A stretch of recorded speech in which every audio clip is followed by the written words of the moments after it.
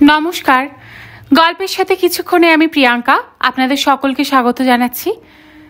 আমি পাঠ করছি শ্রী তপন বন্দ্যোপাধ্যায়ের একটি উপন্যাস ঈর্ষার সবুজ চোখ। আজ আমরা এই উপন্যাসের 14 পর্ব শুনব। গল্প পাঠ শুরু করার আগে আপনাদের কাছে একটা অনুরোধ, যদি গল্প পাঠ ভালো লাগে তাহলে গল্পটাকে একটা লাইক করে দেবেন, আর যদি সম্ভব হয় তাহলে ফ্রেন্ডস আর ফ্যামিলির সাথে একটু শেয়ার করে নেবেন।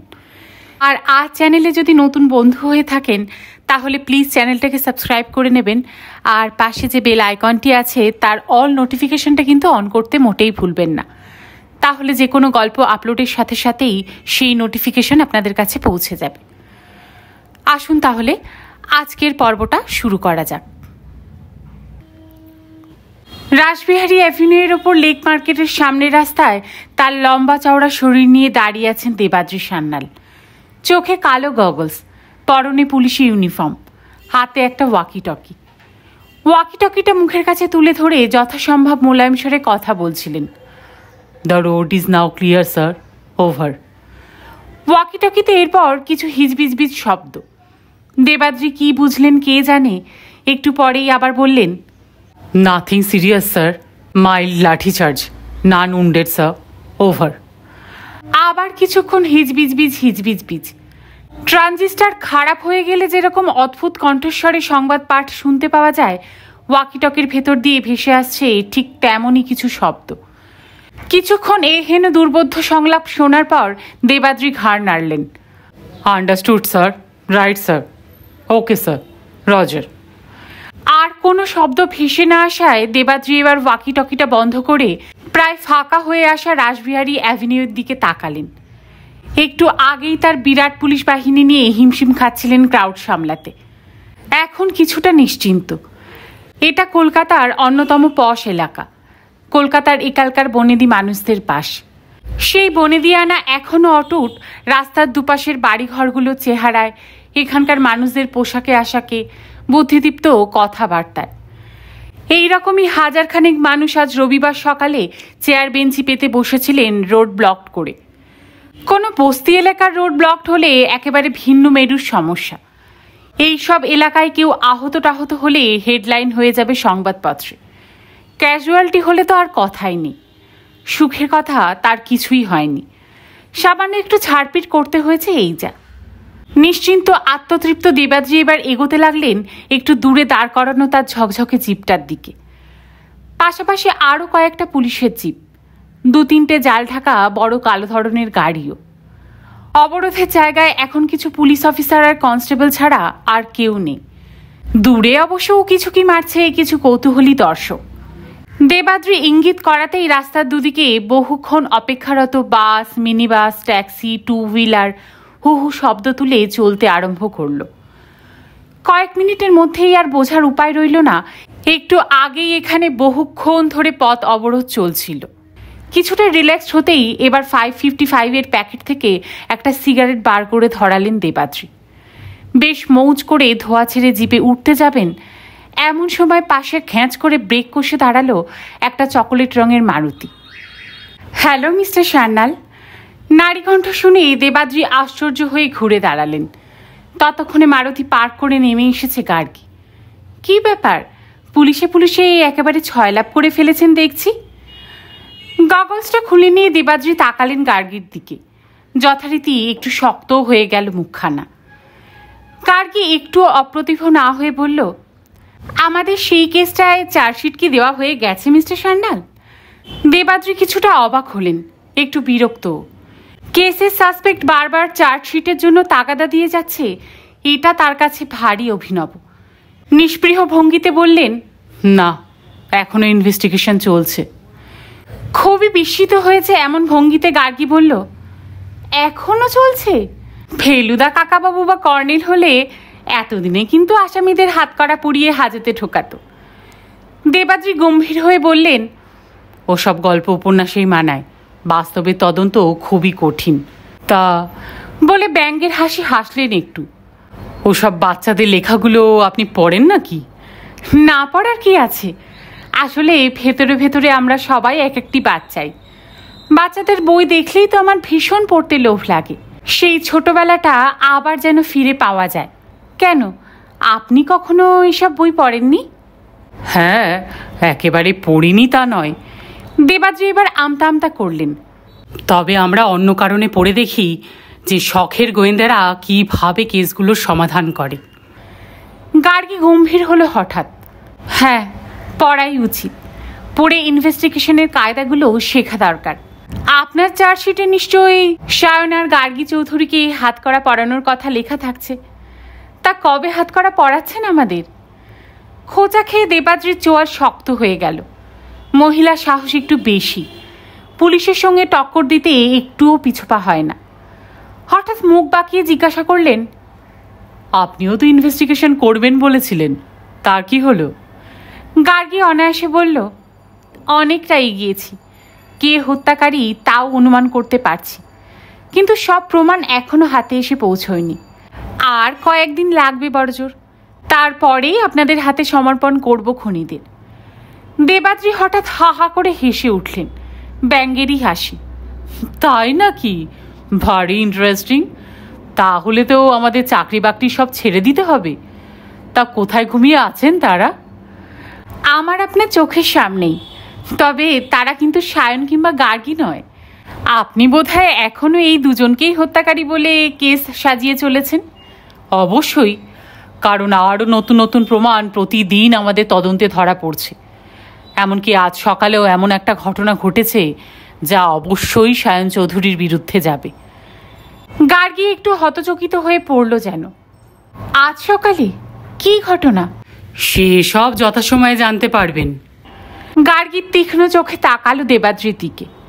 যে ঘটনায় ঘটে থাকুক, পুলিশ ইচ্ছে করলে সায়ন চৌধুরীর বিরুদ্ধে কেস সাজিয়ে নিতেই পারে। কেস সাজাতে আপনাদের তো চুরি নেই, যেভাবে আলো বসে নাম জড়িয়েছেন আপনারা সায়ন চৌধুরীর বিরুদ্ধে। দেবাদ্রি মুখ পাথরের মতো করে বললেন, কি বলতে চাইছেন আপনি?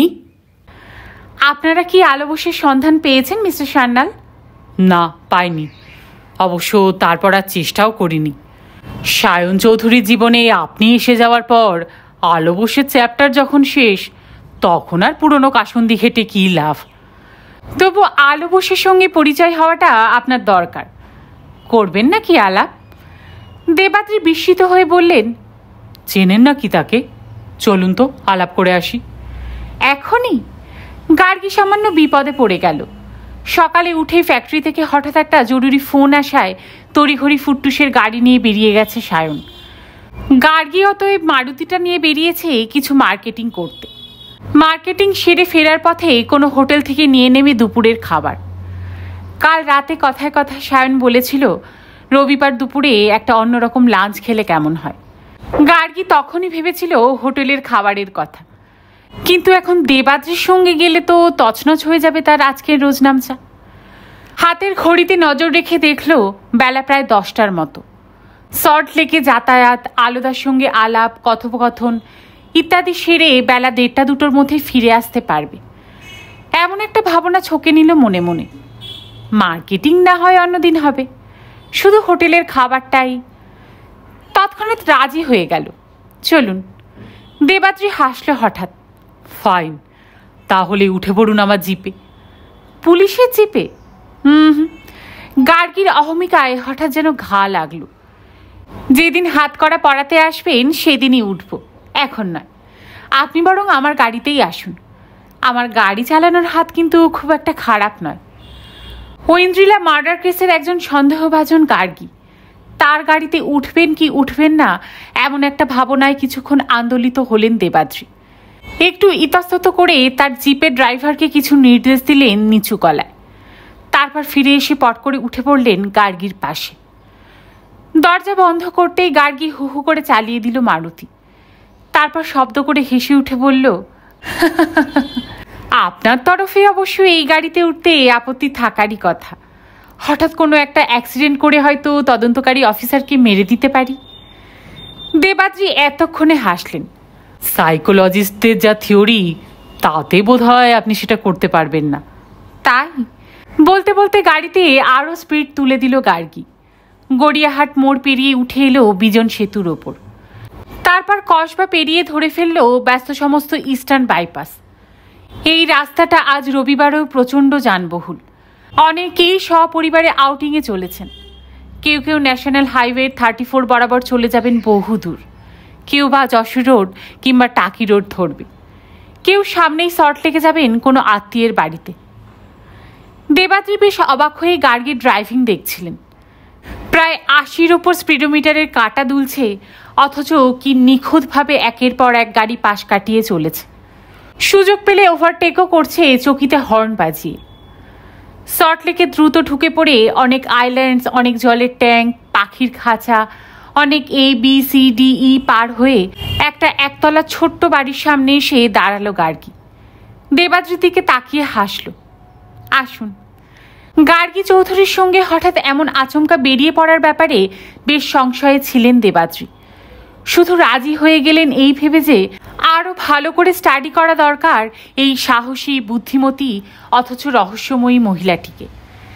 এর আগে 2-4 দিন ইন্টারোগেট করেছেন বাড়ি গিয়ে, কিন্তু এভাবে অনেকক্ষণ একসঙ্গে কাটালে কথা বলাবলির মধ্যেও হঠাৎ আচমকা বেরিয়ে পড়তে পারে কোনো অজানা অথচ গুরুত্বপূর্ণ তথ্য। অবশ্য গাড়ি চালানোর সময় গোটা রাস্তাটাই প্রায় চুপ করে ছিলেন মহিলা।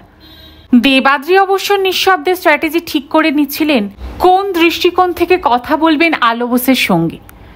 5 এপ্রিল ভোরে বাড়িতে না ফিরে কেন 6 এপ্রিল শেষ রাতে পৌঁছেছিলেন সায়ন, তার একটা জুৎসই অ্যালিবাই নিশ্চয়ই তৈরি করে ফেলেছেন এতদিনে। ভাবতে ভাবতে দেবাদ্রি গাড়ির দরজা খুলে বেরিয়ে এসেছেন বাইরে। ওদিকে গার্গী কলিং বেল বার 2-1 বাজিয়ে অপেক্ষা করছে গম্ভীর মুখে। বেল শুনে গেঞ্জি আর লুঙ্গি পরনে একজন মধ্যবয়স্ক ভদ্রলোক এসে গেট খুলে দিলেন। চোখে মোটা ফ্রেমের চশমা, মাথার সামনের দিকে মস্ত টাক। গার্গীকে দেখে উচ্ছ্বাসিত হয়ে বললেন, আরে তুমি, সায়ন কোথায়? পরক্ষণে দেবাদ্রির দিকে নজর পড়তেই ভূত দেখার মতো চমকে উঠলেন। মুখে কথাই সরল না আর। দেবাদ্রিকে দেখিয়ে কাচুমাচু মুখে গার্গী বলল, আলুদা, আই অ্যাম আন্ডার অ্যারেস্ট। তাতে আরও ঘাবড়ে গেলেন ভদ্রলোক। বিস্মিত হয়ে বললেন, সে কি? দেবাদ্রি তখনও বুঝে উঠতে পারেনি আসল ব্যাপারটা। আজ সকাল থেকেই খুবই হালকা মেজাজে আছে গার্গী। দেবাদ্রির সঙ্গেও যোগ করেছে কিছুক্ষণ। এখন মধ্যবয়স্ক ভদ্রলোকের দিকে এগিয়ে গিয়ে আবার বলল, শুধু আমাকেই নয় আলোদা, ইনি পুলিশ ইন্সপেক্টর দেবাদ্রি সান্যাল, আপনাকেও অ্যারেস্ট করতে এসেছেন। ইউনিফর্ম পরলে দেবাদ্রিকে রীতিমতো একজন জাদরেল পুলিশ অফিসারদের মতো দেখায়।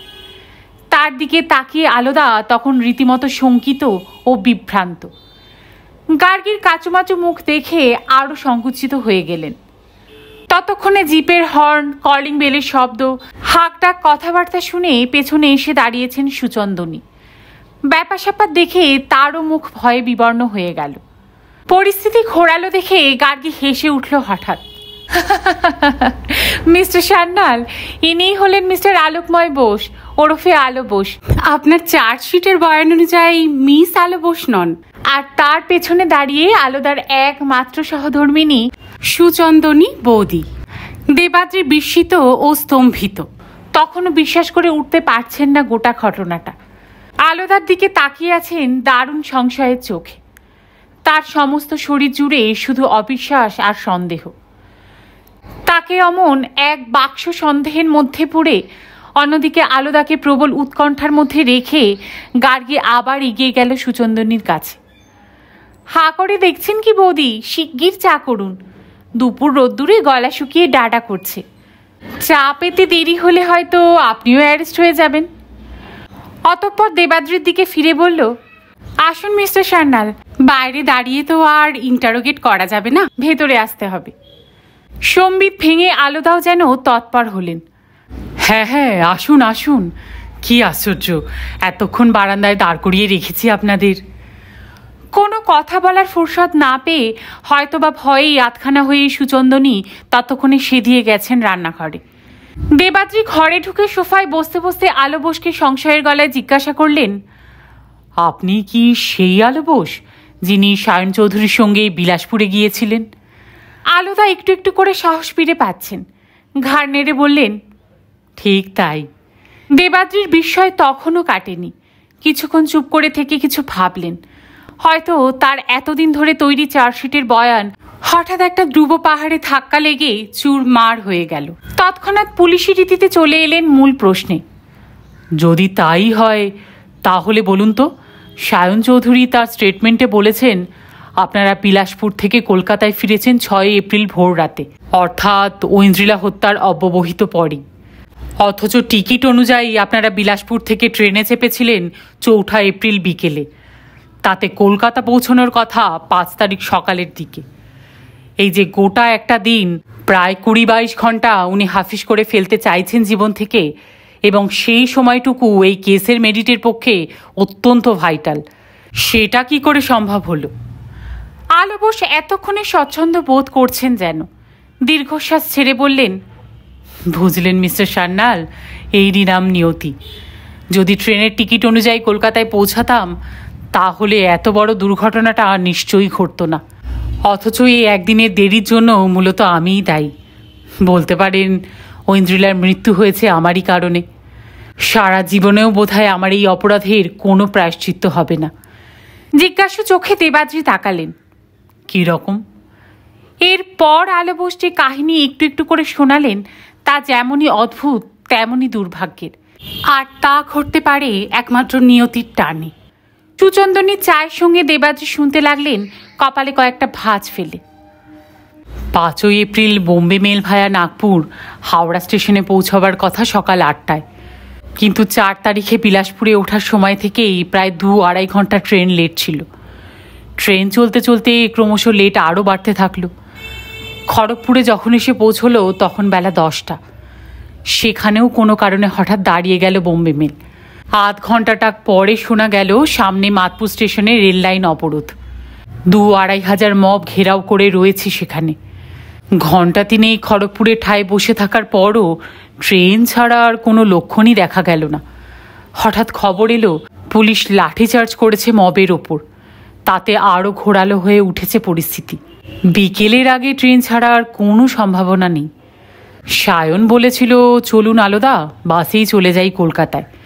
ট্রেন থেকে নেমেও কিন্তু কোনো সুরাহা হলো না, কারণ অবরোধ তখন ছড়িয়ে পড়েছে বোম্বে রোডে।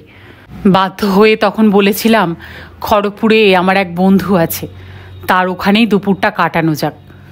বন্ধুর একটা মারুতি আছে, যদি অবরোধ উঠে যায় তবে বিকেলে মারুতিতে কলকাতায় ফেরা যাবে। বন্ধুর বাড়ি গিয়ে দেখা দিল আর এক বিপত্তি, কেননা সেখানে গিয়ে ফেসে গেলাম সম্পূর্ণ এক ভিন্ন কারণে। বন্ধুর বাড়ির কাছাকাছি একটা আদিবাসী গা আছে। সেদিন একটা পরব ছিল তাদের। বন্ধুর বাড়িতে দুপুরে খাওয়া দাওয়ার পর বন্ধুই প্রস্তাব দিয়েছিল, অবরোধ যখন এখনও ওঠেনি তখন চলো সবাই মিলে পরব দেখে আসি। পরবের দিন ভারী জাঁকজমক উৎসব হয় ওদের। দুপুরে তীর ধনুক নিয়ে হাড্ডাহাড্ডি প্রতিযোগিতার পর সন্ধে থেকে সারা রাত নাচ গান। আমরা সেখানে পৌঁছতে এতই খুশি হয়ে উঠেছিলেন আদিবাসীরা যে রীতি অনুযায়ী আমাদের শুধু অতিথি হিসাবে বরণ করে নিল তাই নয়, উৎসবের অন্যতম বিচারক করে দিল দুজনকেই। সায়ন অবশ্য ভীষণ উদ্বিগ্ন হয়ে উঠেছিল ঐন্দ্রিলার কথা ভেবে। অবরোধ উঠে গিয়েছিল বিকেলেই, কিন্তু উৎসব প্রাঙ্গণ থেকে ছাড়া পেতে বেশ রাত হয়ে গেল। যাই হোক, তবু মারুতিটা ঠিকঠাক চললে হয়তো রাত 11টার মধ্যেই পৌঁছে যেতাম। কিন্তু নিয়তি বাদ সাধল ফের। কোলাঘাট পেরোবার বেশ কিছুটা পরই ঘরঘর শব্দ করে বিগড়ে গেল গাড়িটা। অনেকক্ষণ ঘাম ঝরিয়েও ছোকরা ড্রাইভার তার গাড়ির রোগ ধরতে পারল না। সেই গাড়ি 3 জনে ঠেলে ঠেলে নিয়ে আসা হলো হাইওয়ের ধারেই একটা রিপেয়ারিং শপে। বাগনানের একটু আগেই দোকানটা। মিস্ত্রিরা পরীক্ষা করে বলল, ইঞ্জিনেই গোলমাল, মেরামত করতে দেরি হবে। এত সব ঝামেলার পর গাড়ি যখন কলকাতায় পৌঁছলো তখন প্রায় শেষ রাত। ড্রাইভারও ভারী ক্লান্ত হয়ে পড়েছে। তাকে আবার সল্টলেক পর্যন্ত যেতে হবে এই ভেবে আমি একটা ট্যাক্সি ধরে নিলাম হাওড়া থেকে। সায়ন যখন মারুতিতে করে পৌঁছলো শরৎ বসু রোডের বাড়িতে তখন ভোর হয়ে এসেছে প্রায়। তাকে নামিয়ে দিয়েই মারুতি ফের রওনা দিয়েছিল খড়গপুরের দিকে। তারপরে সব ঘটনাই তো আপনি জানেন মিস্টার সান্যাল।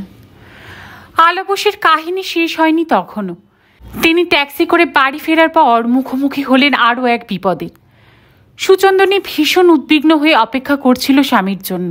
গুজরাট থেকে তার আগের দিনই টেলিগ্রাম এসে পৌঁছেছে, সুচন্দনীর বাড়িতে ভীষণ বিপদ। সায়নদের বিপদের কথা জানতেই পারেনি আলোদা। তার আগেই সুচন্দ্রনীকে নিয়ে সেদিনই রওনা দিয়েছিলেন আমেদাবাদের পথে। আপনি সমস্ত তথ্যগুলো মিলিয়ে নিতে পারেন মিস্টার সান্যাল।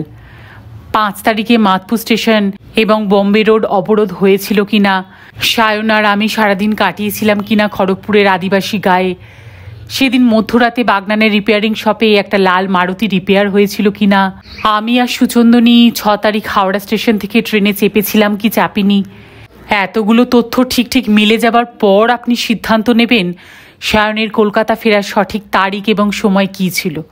প্রমাণ হিসাবে 2টো ডকুমেন্ট আছে আমাদের কাছে। 1, 5ই এপ্রিল আদিবাসী গায়ের উৎসবে ছাপানো কার্ড। 2, বাগনান রিপেয়ারিং শপের মেরামতির বিল। আর এই জন্যেই আমরা সাক্ষী হিসাবে কয়েকজন আদিবাসী এবং রিপেয়ারিং শপের মিস্ত্রিদের নাম আদালতে পেশ করেছি। হয়তো আপনি খেয়াল করে থাকবেন।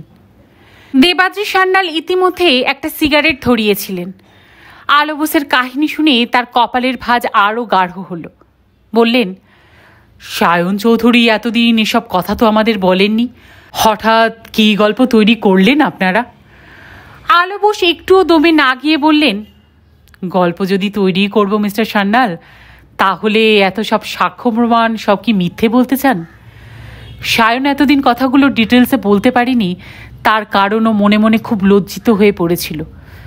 লজ্জা এই কারণেই যে খড়গপুর স্টেশনে একটা সামান্য সিদ্ধান্তের ভুলে তাকে জীবনের সবচেয়ে বড় খেসারত্রি দিতে হলো। হাতের ঢাউস ডায়েরিটিতে খসখস করে কিছুক্ষণ নোট করে নিয়ে পট করে উঠে দাঁড়ালেন দেবাদ্রি। চায়ের কাপ তখনও নিঃশেষ হয়নি। গার্গীর দিকে তাকিয়ে বললেন, চলুন। গার্গী অবশ্য খুব বেশিক্ষণ কাটাতে চাইছিল না। বেলা এখন মধ্য দুপুর, আজ রোদের তাপ একটু বেশি। দেবাদ্রির কথা শুনে উঠে দাঁড়ালো তৎক্ষণাৎ। আলোদা, মিস্টার সান্যালের যা কিছু জানার দরকার নিশ্চয়ই জেনে গিয়েছেন আপনার কথায়। অনেক বেলা হয়ে গেল, এবার উঠতেই হবে আমাদের। আলো বোস ও সুচন্দনীকে যেমন প্রবলভাবে বিস্মিত করে ঢুকেছিল গার্গীরা, তেমনি হঠাৎ অবাক করে বেরিয়ে গেল দ্রুত। ফেরার পথে স্টিয়ারিংয়ের মোচড় দিতে গিয়ে গার্গী জিজ্ঞাসা করল, আলোদার গল্পটা কি সত্যিই বিশ্বাসযোগ্য মনে হলো না আপনার কাছে? দেবাদ্রি তখনও ভেবে চলেছেন ব্যাপারটা। সামান্য হেসে বললেন, গল্পটা এতই আষাঢ়ে যে বিশ্বাস করা খুবই শক্ত। তবে সব সাক্ষ্য প্রমাণ আগে আমার ফাইলে জড়ো হোক, তারপর ভাবা যাবে। গার্গী এক লহমা তাকিয়ে নিল দেবাদ্রির দিকে, বলল, মিস্টার সান্যাল, পৃথিবীতে এমন কিছু কিছু ঘটনা ঘটে which are stranger than fiction. আপনাকে এখন এমনই একটা গল্প শোনাই যা বাস্তবিকই অবিশ্বাস্য বলে মনে হবে।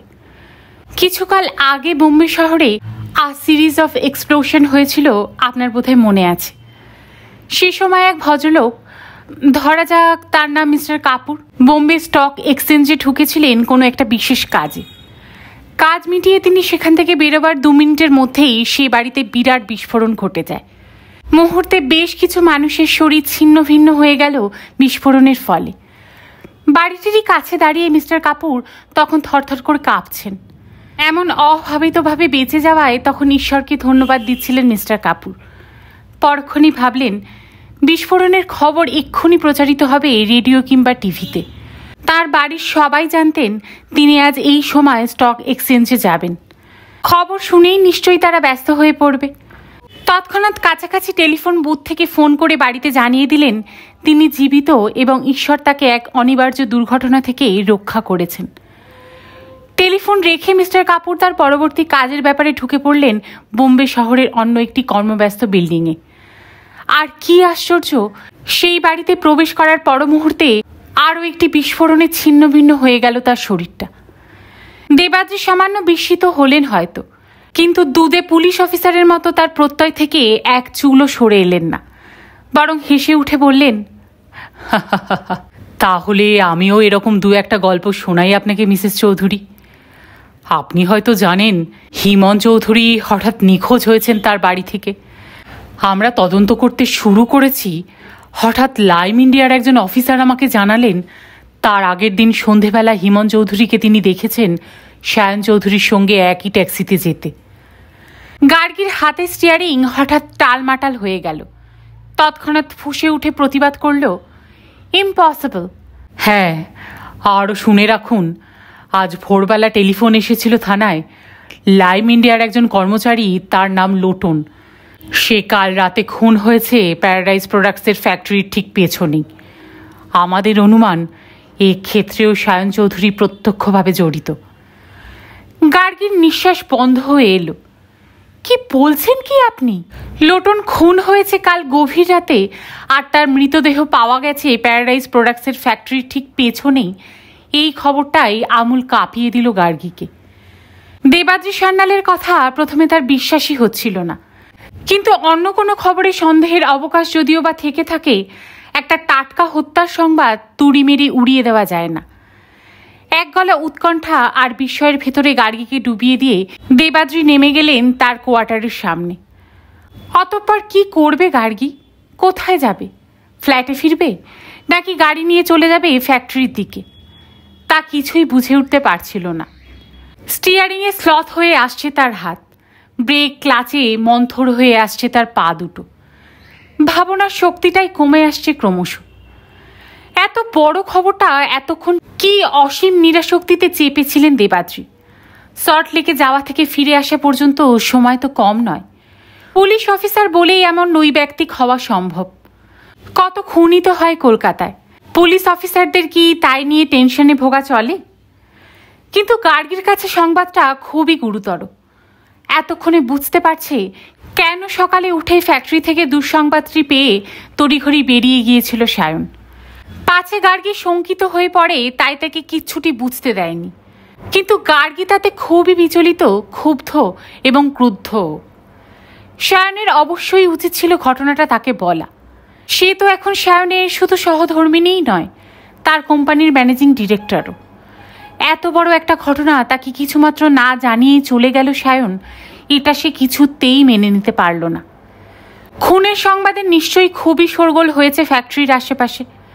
নেহাত ছুটির দিন বলে এই ফ্যাক্টরি বন্ধ আছে, কিন্তু আশেপাশের লোকজন নিশ্চয়ই ছুটে এসে শান্ত পরিস্থিতি ঘুলিয়ে তুলবে অনিবার্য কারণে। একা সায়ন কি সামলাতে পারবে সেই ঝড়ঝাপটা? কিন্তু সায়ন তাকে বলল নাই বা কেন? সেই প্রশ্নও তাকে ভাবিয়ে তুলল অবধারিতভাবে। বিশেষ করে দেবাদ্রি সান্যালের শেষ কথাটা সহসা পিন ফুটিয়ে দিল তার হৃৎপিণ্ডের কোনো এক গোপন অন্তঃপুরে। পুলিশের অনুমান সায়ন চৌধুরী। গার্গী কেঁপে উঠল নিজেরই অজান্তে। লোটনের খুন, তার আগে হিমনের অন্তর্ধান, এই দুয়ের সঙ্গেই নাকি জড়িত সায়ন। যেদিন হিমন অন্তর্হিত হয় সেদিন ট্যাক্সিতে হিমনের সঙ্গে দেখা গেছে নাকি সায়নকে। গার্গী যতটুকু স্মরণ করতে পারে, প্রায় সারা দিনই অফিসে ছিল সায়ন। কেবল বিকেলের দিকে কিছুক্ষণের জন্য ফ্যাক্টরিতে যাচ্ছি বলে বেরিয়েছিল। ফিরে এসেছিল ঘণ্টাখানেক পরেই। বলেছিল যাওয়া গেল না। গোটা শিয়ালদহ আমা স্ট্রিট জুড়ে বিশাল জ্যাম। মারুতিটাই সঙ্গে ছিল তার। ট্যাক্সিতে তাকে দেখতে পাওয়ার প্রশ্নই ওঠে না। নাকি মারুতি কোথাও পার্ক করে রেখে ট্যাক্সিতে হিমনকে নিয়ে। কিছুক্ষণের জন্য গার্গী প্রবল এলোমেলো হয়ে গেল নিজের ভেতর। পরক্ষণেই ভীষণ তিরস্কৃত করল নিজেকে। ছি ছি, এসব কি ভাবছে সে? সায়নকে নিয়ে এহেন ভাবনা ভাবাই উচিত হয়নি তার। সে যতটা চিনেছে সায়নকে। আসলে ঐন্দ্রিলা হত্যা রহস্যের জট খুলতে পারছে না দেখে দেবাদ্রি সান্যাল এখন অনুমানের পর অনুমান করে চলেছে। তার সেই অনুমানের বিষ কিছুটা এই মাত্র ঠেলে দিয়ে গেলেন গার্গীর ভেতরে, যাতে গার্গীও আর খুনের অন্য কোনো কারণ ভাবতে না পারে। তবে সবচেয়ে যা আশ্চর্য লাগছে তার, সায়নের সঙ্গে দেখা গেছে হিমনকে, এ খবরটা দেবাদ্রিকে ফোন করে জানিয়েছে আর কেউ নয়, লাইম ইন্ডিয়ারই একজন অফিসার। অফিসারটি কে তা দেবাদ্রি স্পষ্ট করে বলতে চাননি। না বললেও গার্গী বুঝে নিয়েছে তিনি নিশ্চয়ই রৌনক মুখার্জি। হয়তো তিনিই অপরাধী। তাই নিজের অপরাধ অন্যের ঘাড়ে চাপাবার জন্যই দেবাদ্রিকে ভুল পথে চালিত করতে চাইছেন। অথচ দেবাদ্রি তা বুঝেই উঠতে পারছেন না বলেই যাবতীয় সন্দেহের তীর ছুড়ে দিচ্ছেন সায়নের দিকে। অতএব সায়নকে বাঁচাতে এখন উদ্যোগী হতে হবে গার্গীকেই। গার্গীর স্থির বিশ্বাস দি আইডিয়াল নেস্টের যে ব্যবসায়ী খুন হয়েছেন, তার সঙ্গে হিমনের অন্তর্ধান এবং লোটনের খুন সবই এক বৃত্তের মধ্যে আবর্তিত। সেই বৃত্তের কেন্দ্রে অবস্থান করছেন একজন নর্তকী। রহস্য উদ্ঘাটন করতে হলে দি আইডিয়াল নেস্ট সম্পর্কে অনেক কিছু খবরাখবর তার এই মুহূর্তে দরকার। বারটি যেহেতু আপাতত বন্ধ, কিছু জানতে হলে পার্ক স্ট্রিট থানাতেই যেতে হবে তাকে। কিন্তু কি পরিচয়ই বা দেবেন সেখানে যাওয়ার পর? দেবাদ্রিকে নামিয়ে দেওয়ার পর এত সব এলোপাথারি ভাবনা দ্রুত চক্কর মেরে গেল গার্গীর মগজে। তবু তার যাবতীয় উৎকণ্ঠা এখন সায়নকে ঘিরে। ব্লু ওয়ান্ডারে পৌঁছে গাড়ি যথাস্থানে রেখে দ্রুত সিঁড়ি বেয়ে উঠে দেখল তখনও বাড়ি ফেরেনি সায়ন, অথচ ঘড়িতে 2:10। তৎক্ষণাৎ নানান দুর্ভাবনায় বুকের ভেতরটা ছ্যাদ করে উঠল তার। নিশ্চয়ই ফ্যাক্টরিতে গিয়ে সায়ন কোনো বিপদের মুখোমুখি হয়েছে। আশ্চর্য এই যে দেবাদ্রি সান্যাল এতখানি পথ যাতায়াত করার সময়ও একবারও ভাঙেননি খবরটা। তাহলে সে আজ সল্টলেকে যেতই না, তার চেয়ে ফ্যাক্টরিতে যাওয়াটাই জরুরি ছিল। অন্তত সল্টলেক থেকে ফেরার পথে দেবাদ্রিকে সঙ্গে নিয়ে একবার ঘুরে আসতে পারত ভিআইপি রোডের ওদিক থেকে তাদের ফ্যাক্টরিতে। ভাবতে ভাবতে দ্রুত দরজা খুলে হোটেল থেকে আনা টিফিন ক্যারিয়ারে ভর্তি খাবার ডাইনিং টেবিলের ওপর রেখে টেলিফোনের ডায়াল ঘোরালো। ফোন তুলতেই ওপাশে সায়নের গলা, কিন্তু কি ভীষণ উদ্বিগ্ন তার কণ্ঠস্বর। ফোনে যা জানালো সায়ন, ফ্যাক্টরিতে সকালে এসেই এক প্রবল বিক্ষোভের সম্মুখীন হয়েছিল। ফ্যাক্টরির আশেপাশে যে লোকালয় আছে সেখান থেকে 100-150 লোক এসে দাবি করে প্যারাডাইজ প্রোডাক্টই এই খুনের সঙ্গে জড়িত। কারণ লোটন প্রায়ই প্যারাডাইজ প্রোডাক্টসের অফিসে কার্যত কালীজীবন বাবুর সঙ্গে দেখা করত, কিন্তু সেটা পছন্দ করছিলেন না প্যারাডাইজের কর্মকর্তারা। বিশেষ করে নতুন ম্যানেজিং ডিরেক্টর নাকি সে কথাই স্পষ্ট জানিয়ে দিয়েছিলেন কালীজীবন বাবুকে। লোটন তারপর আর কোনো দিনই প্যারাডাইজের অফিসে আসেনি। গতকাল সন্ধ্যের পর সে হঠাৎ হন্তদন্ত হয়ে প্যারাডাইজের ফ্যাক্টরিতে গিয়ে বলে তার খুব বিপদ, এক্ষুনি একবার ফোন করবে তার এক আত্মীয়কে। অন্যদিন কালীজীবনবাবু সঙ্গে থাকেন, কাল তিনি ছিলেন না বলে এতবারই তাকে ফোন করতে দেয়নি। তাতে এতবারের সঙ্গে তার কিছু বচসা হয়। লোটন রেগে মেগে চলে গিয়েছিল। এরপর কি হয়েছিল সে খবর এতবারই রাখে না, কিন্তু ভোরে ফ্যাক্টরির পেছনে চেঁচামেচি শুনে সে বেরিয়ে এসে দেখতে পায় ফ্যাক্টরির বাইরের দেওয়াল ঘেঁষে জংলা ঝোপের ভেতর পড়ে আছে লোটনের লাশ। তার গলার নলি কেউ 2 ফাল করে দিয়েছে খুর বা অমনি কোনো ধারালো অস্ত্র দিয়ে। গার্গীর বুকের ভেতরে ধরাস ধরাস শব্দ হচ্ছিল। রিসিভার ধরে রাখা হাতটাও কেঁপে উঠছিল থরথর করে। বুঝে আসছিল কণ্ঠস্বর। কেবল বলতে পারল, ব্যাস, তাতেই প্রমাণ হয়ে গেল প্যারাডাইসের কারণেই সে খুন হয়েছে। আমি ফ্যাক্টরিতে পৌঁছতেই হঠাৎ পিলপিল করে চলে এলো এক দঙ্গল লোক। প্রায় 4-5 ঘন্টা ঘেরাও করে রেখেছিল। অজস্র গালিগালাজ, অশ্রাব্য শব্দ উচ্চারণ করেছে এতক্ষণ। তারপর এখন চলে গেছে? গার্গীর উৎকণ্ঠিত স্বর। হ্যাঁ, থানা থেকে পুলিশ এসে ঘন্টা 2 বৈঠক করে সিদ্ধান্ত নেওয়া হয়েছে 1 লক্ষ টাকা ক্ষতিপূরণ দিতে হবে। সেই সঙ্গে লোটনের ভাইকেও চাকরি দিতে হবে ফ্যাক্টরিতে, না হলে আমার বিরুদ্ধে খুনের মামলা করবে ওরা। বাহ, সেই সিদ্ধান্ত তুমি মেনে নিলে? এছাড়া কোনো উপায় ছিল না। যারা ঘেরাও করেছিল যে কোনো মুহূর্তে ঝাঁপিয়ে পড়তে পারতো আমার ওপর। প্রাণে না মেরে ছেড়ে দিয়েছে, এই যা রক্ষা। গার্গী কাঁপছিল ভীষণভাবে। এ তো রীতিমতো ব্ল্যাকমেলিং। যে ঘটনার জন্য প্যারাডাইজ দায়ী নয় তার জন্য ক্ষতিপূরণ দিতে হবে। যাই হোক, তুমি কখন আসছো? এখনই বেরোচ্ছি। রিসিভার রেখে গার্গী একা একা ফুঁসছিল। কি আশ্চর্য, তাকেও কিনা এই ঘটনার সঙ্গে জড়িয়ে ফেলল ঘেরাওকারীরা। সে লোটনকে প্যারাডাইসে আসতে নিষেধ করেছিল ঠিকই, কিন্তু তার যথোচিত কারণও ছিল। সায়ন ফ্ল্যাটে ফিরে এলো আরও 1 ঘন্টা পর। বিধ্বস্ত ক্লান্ত সায়নের দিকে তাকাতেই পারছিল না গার্গী। কেবলই মনে হচ্ছে তারই একটা সিদ্ধান্তের জন্য আজ এত হেনস্থা সায়নের। সে যদি লোটনকে তখন আসতে বারণ না করত তাহলে হয়তো। হোটেল থেকে নিয়ে আসা সুস্বাদু খাবারগুলো তেমন আর রুচল না সায়নের মুখে। আঘাতের পর আঘাতে ক্রমশই ভেঙে পড়েছে সে। যতবারই মনে হচ্ছে হয়তো এইবার ক্রাইসিস কাটিয়ে উঠতে পারবে, ঠিক তার পরক্ষণেই এসে পড়ছে কোনো অন্তর্ঘাত কিংবা দুর্ঘটনার সংবাদ। এত ঝড় ঝঞ্ঝাট কাটিয়ে প্যারাডাইজকে সুখের মুখ দেখানো সত্যিই কঠিন ব্যাপার। খেতে খেতে আবার নতুন খবর শোনালো সায়ন। জানো, কালী জীবনবাবু সময় মতো এসে না পড়লে হয়তো হেকেল্ড হতো আজ। তার সঙ্গে হঠাৎই এসে পড়েছিলেন রাহুল রায়। রাহুল রায়? গার্গী বিস্মিত হলো। ওই যে লাইম ইন্ডিয়ার যিনি প্রোডাকশন ম্যানেজার ছিলেন, চাকরি হারিয়ে ভারী বিপদে পড়েছেন ভদ্রলোক। হঠাৎ কী কারণে যেন এসেছিলেন ওদিকে।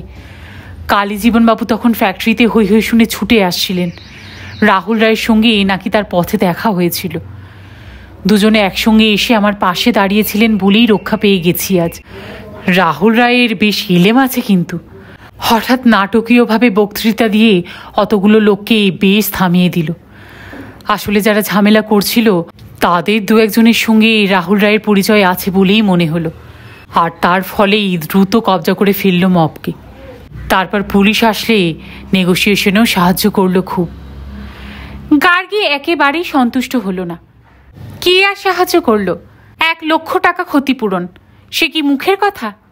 3 লক্ষ টাকা চেয়েছিল প্রথমে, অনেক দর কষাকষির পর। রাখো তো। গার্গী হঠাৎই রেগে উঠল খুবই। যে লোকটা খুন হয়েছে তার জীবনের দাম 3 লক্ষ টাকা?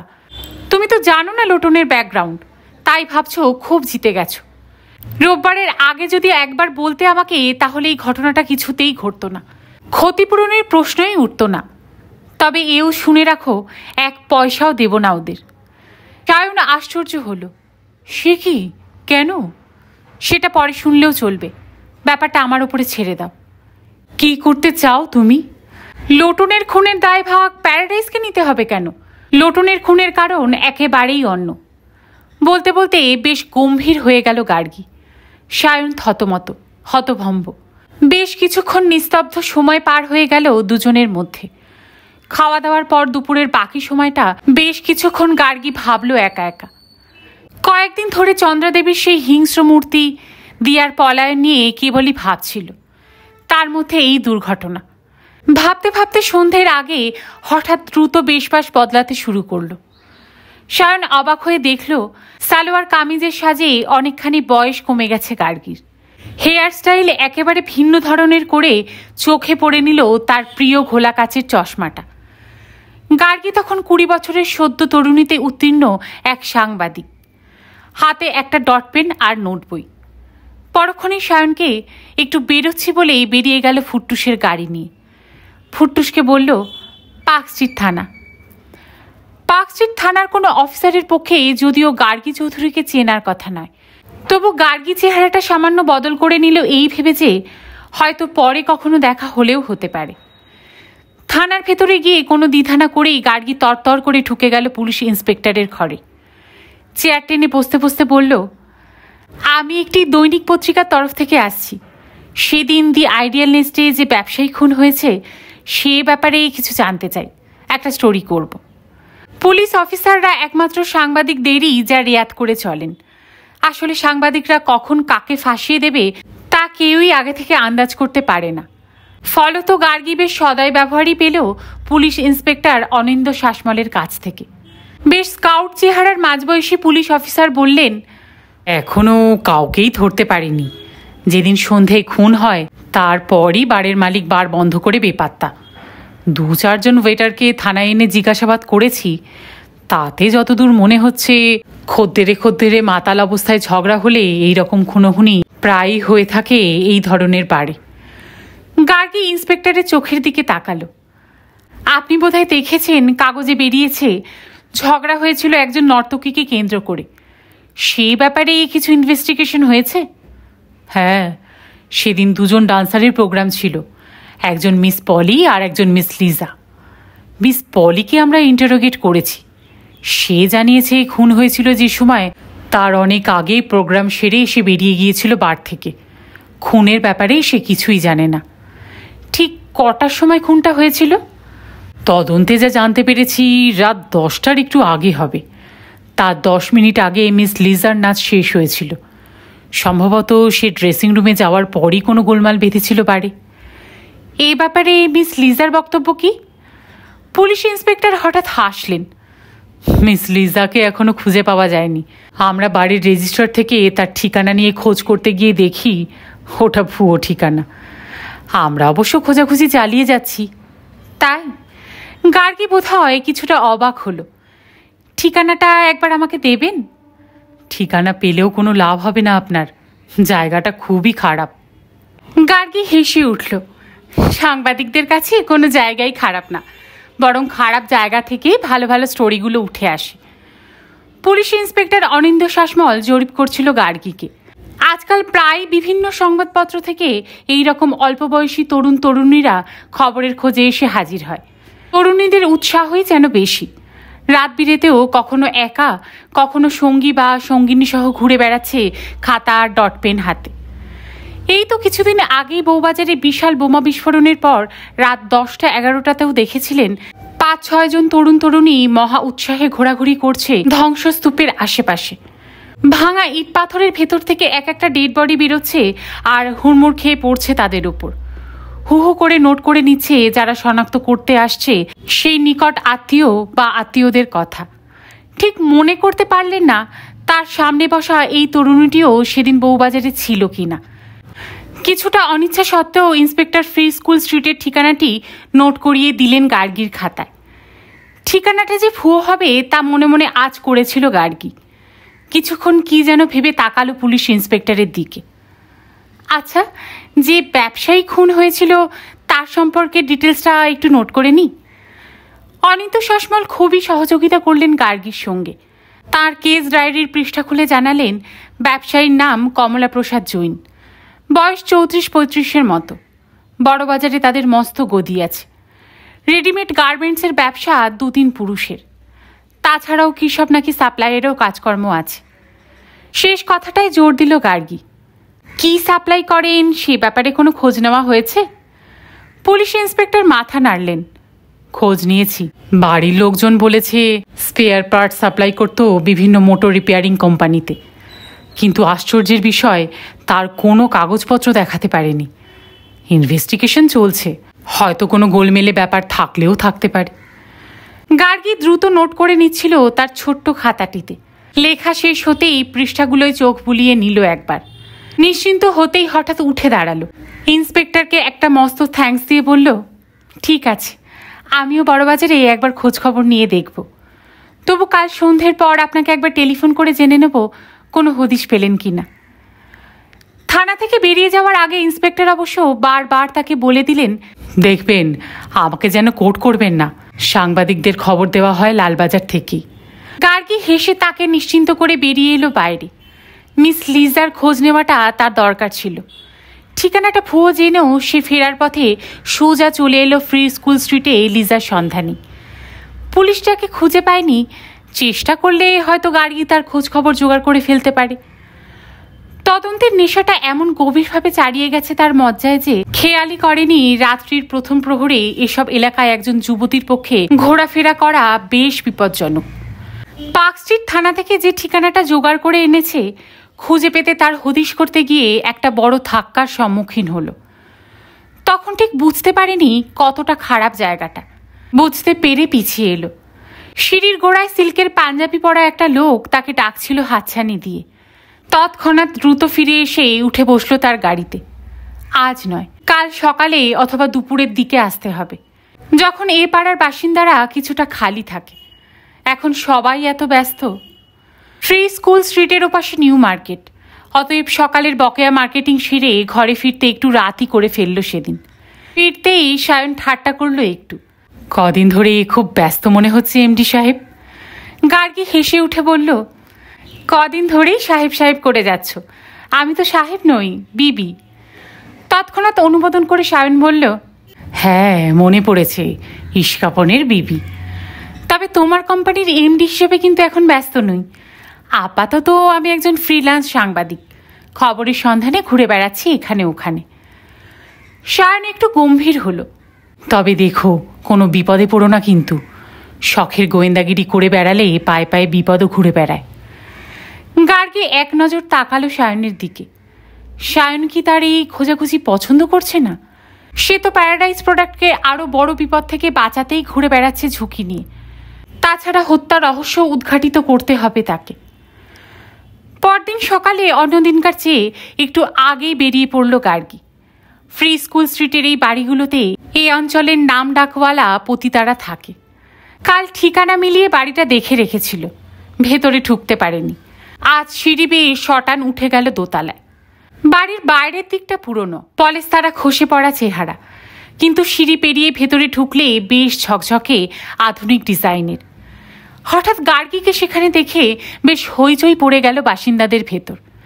বাসিন্দা মানে অধিকাংশই তরুণী, যারা কলকাতায় নিজেদের অ্যাংলো ইন্ডিয়ান বলে পরিচয় দেয় এমন শ্রেণীর। মেম সাহেব চেহারা, বেশিরভাগই স্কার্ট ব্লাউজ পরে আছে, কেউ কেউ জিন্সের ওপর পাতলা শার্ট। অনেকেরই বেশ বা শিথিল, কিন্তু তাতে কারো ভ্রুক্ষেপ নেই। সাংবাদিক শুনে সবাই ভিড় করে দাঁড়ালো তার চারপাশে। গার্গী জানালো সে মিস লিজার খোঁজে এখানে এসেছে, সামান্য কিছু জিজ্ঞাসাবাদ করেই চলে যাবে। যে 5-7 জন যুবতী ভিড় করে আছে তাদের কারোর নাম এলিনা, কারোর নাম রিচি, কারোর নাম ডেলা বা বিউটি, কারো বা জুলিয়ান। ডেলা নামের মেয়েটি বলল, কাল পুলিশও এসেছিল লিজাকে খুঁজতে, কিন্তু ওই নামে তো এখানে কোনো মেয়ে থাকে না। থাকে না তা তো গার্গী জানতই, তবু যে কৌতূহলে সে এহেন একটি পরিবেশে ঝুঁকি নিয়ে এসেছে তা হলো হঠাৎ লিজা নামের সেই স্বর্ণকেশী নর্তকী কেনই বা এই বাড়ির ঠিকানা ব্যবহার করেছে দি আইডিয়াল নেস্টের নথিপত্রে। নিশ্চয়ই সে এই তল্লাটেরই অন্য কোথাও। এলিনা নামের মেয়েটি বেশ জোর দিয়ে জানালো লিজা নামের কোনো মেয়ে এই অঞ্চলে কোথাও থাকে না, থাকলে তারা কেউ না কেউ জানতই। তবে এও হতে পারে হয়তো এই পাড়ারই কেউ নাম বদলে গিয়েছে হোটেলে নাচে। বারান্দায় দাঁড়িয়েই এতক্ষণ কথা বলছিল গার্গী। হঠাৎ অন্য একটা মেয়ে ওপর থেকে নেমে এসে গার্গীকে বলল, গ্র্যান্ডমা তোমাকে ডাকছে। গ্র্যান্ডমা? গার্গী বিস্মিত হলো কম নয়, কিন্তু সিঁড়ি বেয়ে 3 তলার ছোট্ট একটি ঘরে ঢুকে যে অভিজ্ঞতা হলো তার, তা যেমনই অদ্ভুত তেমনই রহস্যময়। আলো বাতাসহীন এমন ঘরটিতে ভাঙা চৌকির ওপর বসে আছে প্রাগ ঐতিহাসিক চেহারার এক বৃদ্ধা। কলকাতায় প্রায় বিলুপ্ত অ্যাংলো ইন্ডিয়ান প্রজন্মের এই উত্তরাধিকারিণী সাদা বাংলায় যাকে এই পতিতাকুলের মাসি বলেই মনে হলো। গতকাল পুলিশ এসে লিজার খোঁজ করেছিল সে খবর বুড়ি জানে। আজ আবার গার্গী সেই একই কারণে এ বাড়িতে এসেছে শুনে বুড়ি একবার তাকে দেখতে চেয়েছে। অন্তত 80 বছর বয়স হবে বৃদ্ধার, মুখ তোবড়ানো, চোখ গর্তে বসা, চামড়ায় হাজারো কোঁচ, চুল ধবধবে সাদা, গায়ে ঢোলা ফ্রক। এহেন এক প্রাচীনার কাছে বসতেই গার্গী বিস্ময়ে অভিভূত হয়ে গেল। বৃদ্ধা ভাঙা ভাঙা স্বরে বললেন, হঠাৎ লিজার খোঁজ তোমরা কেন করছো? সামান্য মিথ্যার আশ্রয় নিয়ে গার্গী জানালো সে একজন সাংবাদিক। পুলিশ কেন লিজাকে খুঁজছে সে তা জানে না। হোটেল ডান্সারদের নিয়ে সে একটা স্টোরি করতে চায়। লিজার সঙ্গে একবার আলাপ হয়েছিল দি আইডিয়াল নেস্টের বাড়ি, তাই। বৃদ্ধার নাম লিলি মরিসন। গার্গীর কথা শুনে ফোকলা দাঁতে হেসে বলল, তাহলে আমাকে নিয়ে একটা গল্প লেখো। কচি বয়সে আমিও তো নাচতাম হোটেলে। তাই? গার্গী চমকে উঠল, কৌতূহলীও হলো। সত্যি যখন সে সাংবাদিকতা করত এরকম চরিত্র পেলে তৎক্ষণাৎ দিন 2 ঘোরাঘুরি করে একটা দুর্দান্ত ফিচার লিখে ফেলত এই বৃদ্ধাকে নিয়ে। কিন্তু আজ তার হাতে সময় কম, আপাতত ভূমিকাও অন্য।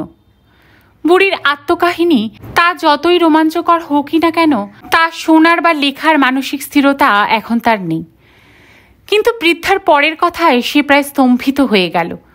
ফোকলা দাঁতের একরাশ হাসি উপহার দিয়ে বলল, জানো, এক বাঙালি বাবু এ বাড়িতে আসে মাঝে মাঝে, আমাদের মেয়েদের কাছেই। সে কখনো ওপরে এসে আমাকে আদর করে ডাকে মিস লিজা বলে। তাই নাকি? গার্গী হুমড়ি খেয়ে পড়ল বৃদ্ধার দিকে। কে তিনি? কি তার নাম? বৃদ্ধা খাড় নাড়ে। তার নাম কখনো শুধায়নি তারা। খদ্দেরের নাম নিয়ে তাদের মাথা ব্যথাও নেই। মেয়েরা এক একজনকে এক এক নামে ডাকে।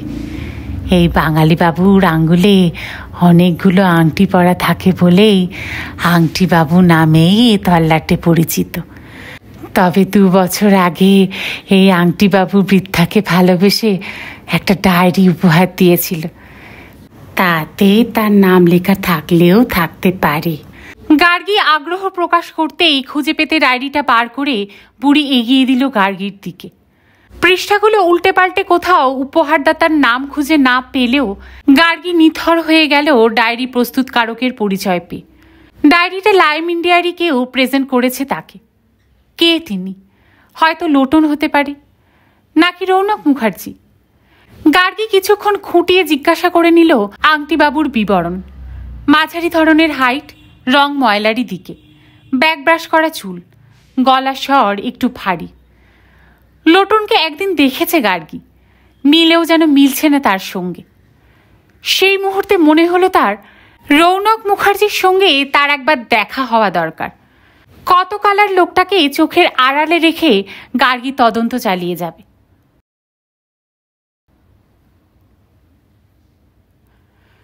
শেষ করলাম আজকে ঈর্ষার সবুজ চোখের 14তম পর্ব।